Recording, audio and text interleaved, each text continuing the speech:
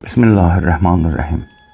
Əziz müsəlmanlar, İmam Zaman əleyhissalamın xüsusiyyətlərindən biri də budur ki, o həzrət doğulduğu gündən ta bu vaxta qədər heç bir münafiq, kafir, zalim və tuğyançılarla görüşməmiş, heç kəsin əli ona yetişməmiş, belə ki, o heç bir kafir və zalimin evində və mənzilində də olmamışdır. İmam Zaman əleyhissalamın digər xüsusiyyətlərindən biri də budur ki, o həzrətin boynunda heç bir zalim və tuğyançının beyət haqqı olmayıb və olmayacaqdır da. Bu barədə Həzrət İmam Həsən əleyhissalamdan hədisdə nəql olunurdur ki, bizim qaimimiz ki, onun arxasında İsa əleyhissalam namaz qılacaqdır, onun boynunda zəmanəsinin heç bir tuğyançı və zaliminin beyət haqqı olmayacaqdır.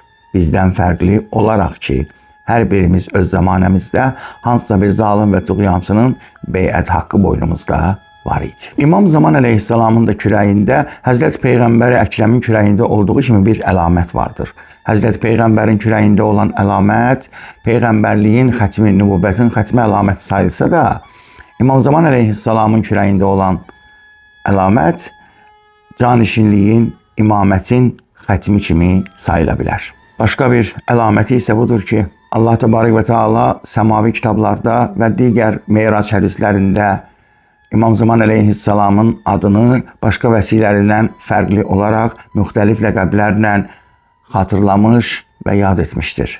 Lakin imamın mübarək və şərəfli adını çəkməmişdir. Digər bir xüsusiyyət budur ki, o həzrətin zuhuru ərəfəsində və ya təvəllüdü ərəfəsində baş vermiş və verəcək möcüzəvi əlamətlərin heç biri heç bir müqəddəsi üçün qeyd olunmamışdır. İmam Sadiq əleyhissalam Fussilət surəsi 53-cü ayənin şərhində belə buyurur. Tezliklə biz onlara üfüqlərdə, nəfslərində, yəni özlərində öz ayə və nişanələrimizi göstərəcəyik ki, onun haqq olduğunu bilsinlər. Bu ayənin təfsirində İmam Sadiq əleyhissalam İmam Zamanın zuhurdan qabaq baş verəcək hadisələrinin və sahibə zamanın aşkar olmasının haqq olmasına işarə edərək belə buyurmuşdur.